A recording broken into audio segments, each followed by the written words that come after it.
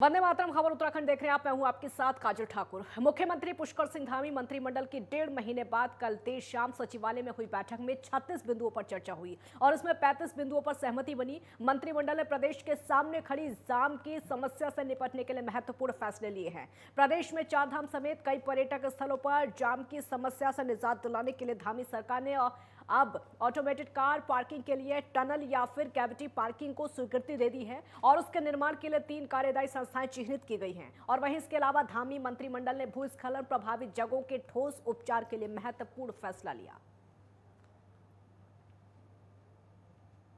8वां मत था वर्ष 2019 में उधम सिंह नगर में कलेक्ट्रेट में कर्मचारियों ने 6 दिन के लिए कार्य बहिष्कार किया था, तो उनका वेतन 6 दिनों का नहीं मिला था, तो उनको उनके उपार्जित अवकाश में कन्वर्ट करके उनको वेतन दिया जाएगा।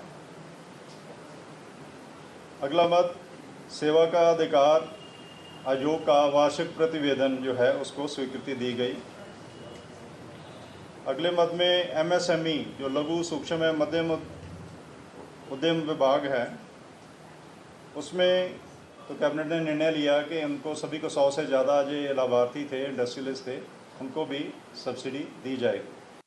तीसरा, सिंचाई विभाग में उत्तराखंड परियोजना विकास एवं निर्माण निगम लिमिटेड है, जिनके एक कार्यदायी संस्था के रूप में कार्य करने की कैबिनेट ने अनुमति दी है। 8वां मत था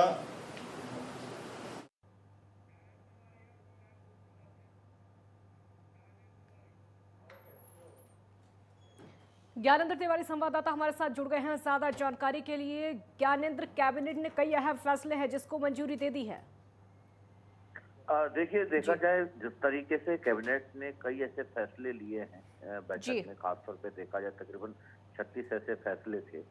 साफ तौर पे जो चारधाम क्षेत्र और जो पहाड़ी क्षेत्रों में एक जो पर्यटक स्थलों में देखा जा रहा था कि जो जाम की समस्या थी, पार्किंग की जो समस्या थी, उससे निजात पाने के लिए जो सरकार ने फैसला लिया है कि ऑटोमेटेड कार पार्किंग के लिए जो टर्नल या वेकिट पार्किंग को जो स्वीकृति है वो दी गई है। और ऐसे में ये समस्या अगर हम देखें पहाड़ी क्षेत्रों में, खास तौर पे अगर जो पहाड़ी पर्यटक स्थल है, मसूरी है, नैनीताल है, और इसके अलावा हम देखें कई ऐसी जगह है जो चारधाम क्षेत्रों में है, बद्रीनाथ में है, और कहीं ना कहीं इन क्षेत्रों में ये समस्या काफी देखने को मिलती है।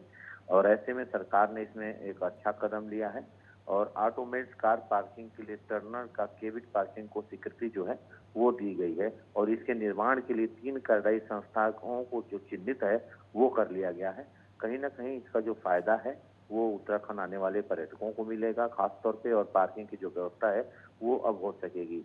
इसके अलावा अगर हम देखें जिस तरीके से उत्तराखंड के अंदर जिस तरीके से हरिद्वार में जो जिला पंचायत चुनाव होने हैं उसका जो ट्रिपल टेस्ट है वो कोर्ट के लिए कहीं ना कहीं सरकार की तरफ से अनुरोध किया जाएगा, क्योंकि हरिद्वार में कहीं बाकी जिलों के पंचायत चुनाव से अलग हरिद्वार का चुनाव पंचायत होता है हरिद्वार, और कोर्ट में ये मामला है। ऐसे में हरिद्वार जिला पंचायत चुनाव में ट्रिपल टेस्ट के की जो अयोग्यता निर्धारण की गई है उसके लिए मुख्यमंत्री सरकार की तरफ से न्यायालय में एक अनुरोध जो है वो जल्दी किया जाएगा, ताकि जल्द से जल्द चुनाव जो पंचायत चुनाव है हरिद्वार जिले का वो कराया जा सके।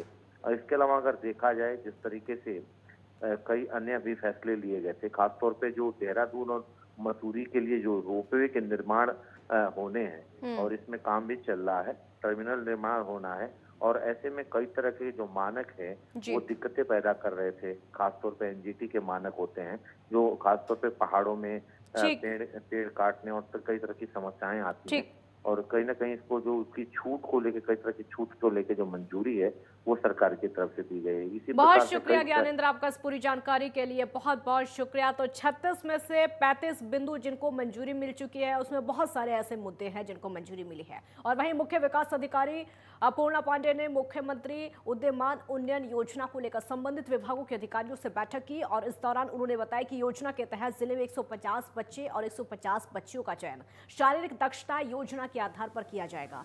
चयनित खिलाड़ियों को 1500 रुपए हर महीने छात्रवृत्ति दी जाएगी।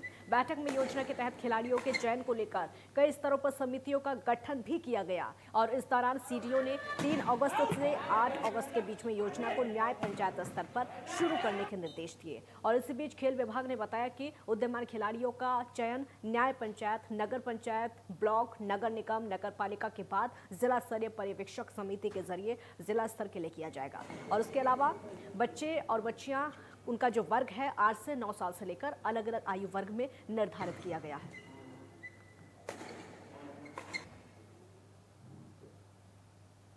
ये मुख्यमंत्री उदयमान योजना के अंतर्गत इसमें बच्चों को आइडेंटिफाई करके इसमें नगर पंचायत स्तर पे, फिर ब्लॉक स्तर पे और अंततः जिले स्तर पे बच्चों का चुनाव करके उनको स्कॉलरशिप दी जानी है।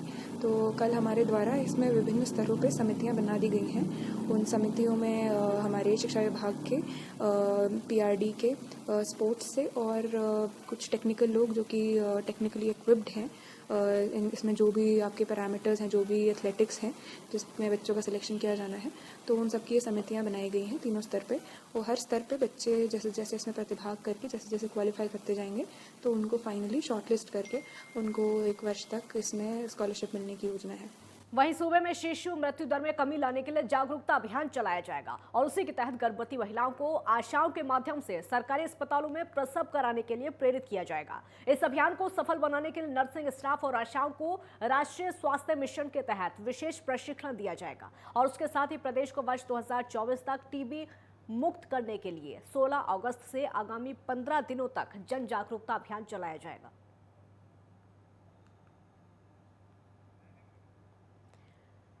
तो जन जागरूकता अभियान 15 दिनों तक चलेगा, जिसमें लोगों को जागरूक किया जाएगा। शिशु मृत्यु दर में कमी को लेकर भी जागरूक किया जाएगा। टीबी मुक्त करने के लिए भी अभियान चलाएगा और तो ये जितनी भी बीमारियां हैं इनको दूर करने के लिए लोगों को जागरूक किया जाएगा कि कैसे आप इन बीमारियों से बच सकते हैं। अगर किसी को ये बीमारी है तो कैसे आप ठीक हो सकते हैं, इन सभी चीज़ों को लेकर जागरूक किया जाएगा। कैसे सावधानी बरत सकते हैं, ये सभी जागरूकता कार्यक्रम में देखने को मिलेगा, जो कि लगातार 15 दिनों तक चलेगा।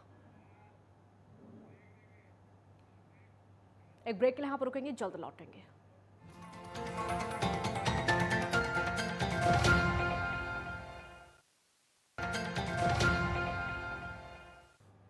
ब्रेक के बाद खबर उत्तराखंड में एक बार फिर स्वागत है आपका। उत्तराखंड आम आदमी पार्टी के प्रभारी प्रदेश संगठन समन्वयक ज्योत सिंह बिष्ट ने मसूरी में पार्टी कार्यकर्ताओं से एकजुट होकर आगामी नगर निकाय और पंचायत चुनाव की तैयारी करने का आह्वान किया है। उन्होंने कहा है कि विधानसभा चुनाव के बाद अब आम आदमी पार्टी पूरे प्रदेश में बूथ स्तर तक संगठन को मजबूत करने का काम कर रही है। उसके लिए लगातार काम किया जा रहा है। साथ ही ये भी कहा कि लगातार संगठन का विस्तार करके लोगों को आम आदमी पार्टी की रीति नीति से भी अवगत कराया जा रहा है। नगर निकाय और नगर पंचायत के चुनाव को लेकर भी रणनीति बनाई जा रही है।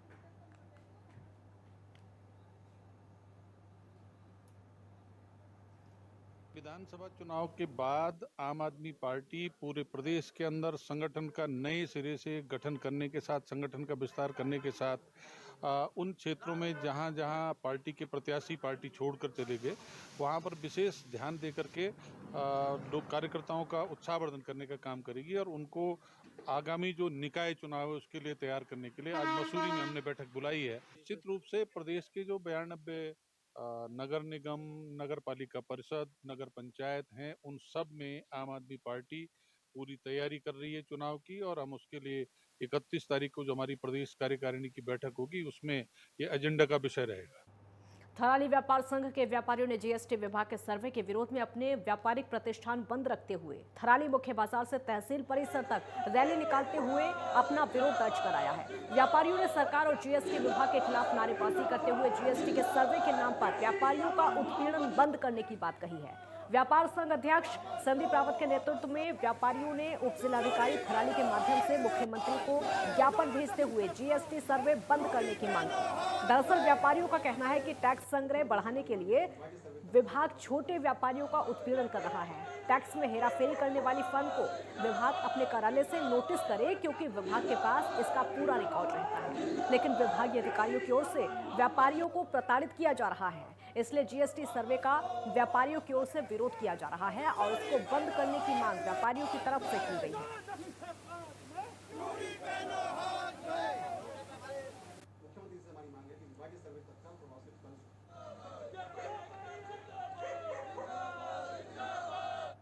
जोशीमठ में कल देर रात को भारी बारिश के कारण जुगजू गांव के ऊपर में भीषण चट्टान के कारण अब ग्रामीण पूरी रात गुफा में बिताने को मजबूर है। बताया जा रहा है कि यह घटना पिछले साल से चल रही है, लेकिन प्रशासन से बार बार गुहार लगाने के बाद भी गांव की ओर कोई ध्यान नहीं दिया जा रहा है। अगर भविष्य में गांव में कोई जान माल को खतरा होता है तो संपूर्ण जिम्मेदारी तहसील प्रशासन जोशीमठ की होगी।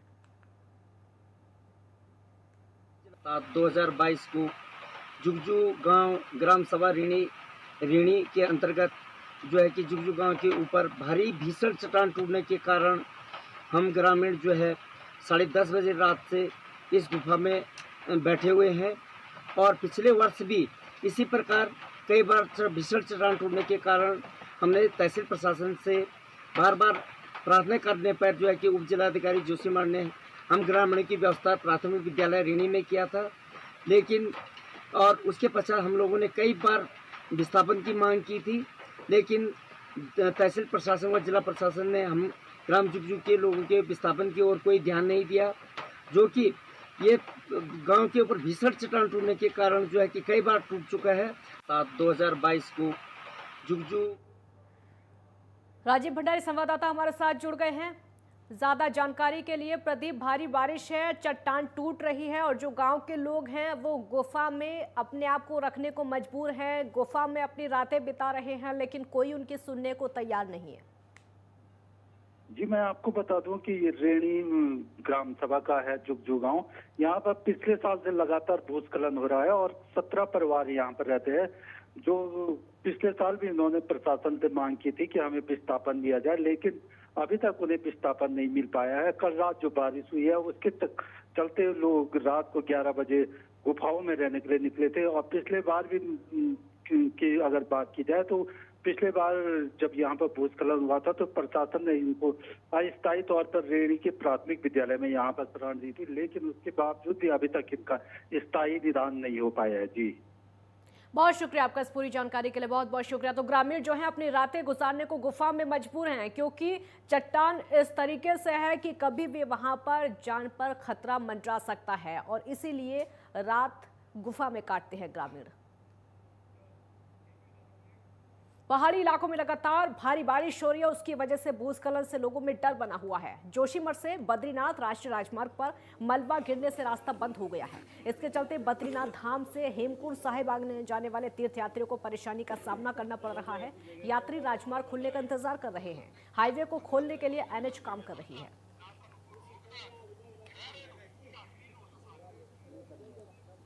चमोली में जोशीमठ बद्रीनाथ राष्ट्रीय राजमार्ग और ITBP गोचर के पास में मलबा जाने से बंद हो गया और उसके चलते NH के कर्मचारी रास्ते को बहाल करने में लगे हुए हैं।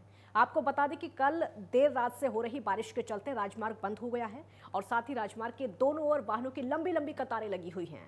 बताया जा रहा है कि राहगीरों को आवाजाही में काफी दिक्कतों का सामना करना पड़ रहा है। जानकारी के मुताबिक जिले भर में 2 दर्जन से ज्यादा ग्रामीण अभी तक परेशान हैं और जो सड़कें हैं वो पूरी तरह से बंद पड़ी हुई हैं।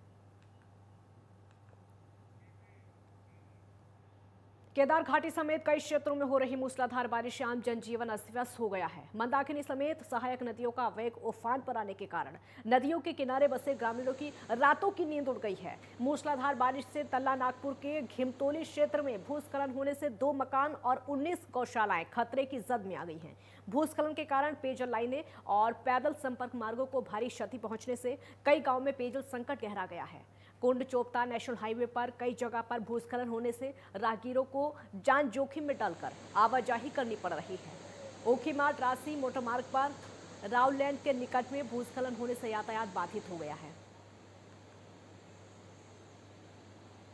देहरादून में नगर निगम के सेलाकोई के सॉलिड वेस्ट मैनेजमेंट प्लांट में क्षेत्र के लोग कूड़ा डंप करने को लेकर विरोध कर रहे हैं। और आपको बता दें कि शहर के 100 वार्डों के रोजाना 350 से 400 मीट्रिक टन कूड़ा प्लांट भेजा जा रहा है। ऐसे में अगर सेलाकोई के सॉलिड वेस्ट मैनेजमेंट प्लांट में कूड़ा डंप करने का विरोध जारी है तो वहीं कारगिल स्थित डंपिंग साइट पर फिर से कूड़े का नया पहाड़ खड़ा हो जाएगा। और वहीं नगर आयुक्त ने बताया कि सेलाकोई स्थित सॉलिड वेस्ट मैनेजमेंट प्लांट का क्षेत्र के लोग विरोध कर रहे हैं, जिसके चलते प्लांट को शिफ्ट करने के लिए समिति बनाई गई है और जल्द ही नई जमीन की तलाशी की जाएगी। शीशम बड़ा प्लांट को शिफ्ट करने की लोगों की वहाँ पे डिमांड रही है और उसके क्रम में एक जिलाधिकारी महोदया के द्वारा एक समिति बनाई गई है कि अल्टरनेट लैंड को ढूंढने का प्रयास किया जाए और जल्द से जल्दी अल्टरनेट लैंड मिलती है तो उस पर फिर आगे हम शासन स्तर से कार्रवाई के लिए पत्रावली को चलाएंगे। राज्य में डेंगू की दस्तक को देखते हुए स्वास्थ्य विभाग ने एडवाइजरी जारी कर दी है। शासन ने जारी एडवाइजरी के तहत अब डेंगू लार्वा ना पनपने को लेकर विशेष अभियान चलाए जाने के निर्देश जारी किए और उसके साथ ही सभी जिलाधिकारियों को निर्देश दिए गए हैं कि वो अपने अपने जिलों में डेंगू को लेकर व्यापक प्रचार प्रसार और जागरूकता अभियान चलाएं जिससे कि डेंगू का लार्वा पनपने न पाए। स्वास्थ्य महानिदेशक ने बताया कि डेंगू को लेकर स्कूलों को भी एडवाइजरी जारी कर दी गई है। इसके पालन कराए जाने को लेकर विशेष अभियान चलाने की जिलों को निर्देश दिए हैं। डेंगू को लेकर भी एडवाइजरी जारी हुई है। सभी से निवेदन ये है कि स्कूल में जब बच्चे जाते हैं तो वो फुल स्लीव्स की शर्ट पहन के जाएं, फुल पैंट पहन के जाएं और सभी लोगों से भी यही निवेदन है कि हमको अपने शरीर के सभी अंगों को मतलब उसको खुला नहीं छोड़ना है क्योंकि मच्छर काटने के लिए स्थान न देना उपयुक्त है। दूसरा है मच्छरों को पनपने नहीं देना है।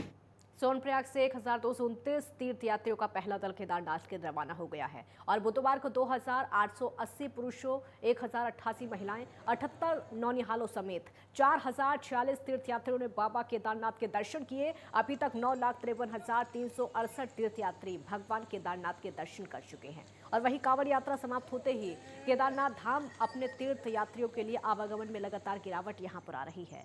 11 अगस्त को रक्षाबंधन पर्व पर केदारनाथ धाम अपने तीर्थ यात्रियों की संख्या में इजाफा कर सकता है।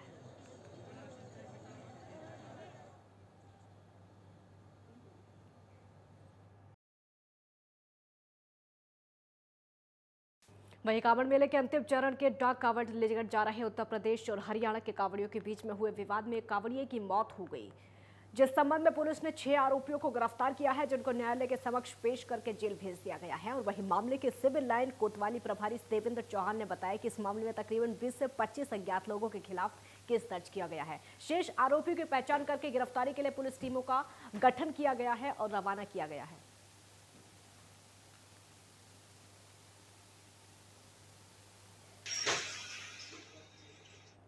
खबर उत्तराखंड में फिलहाल इतना ही। आप देखते रहिए नेटवर्क 10। जय हिंद।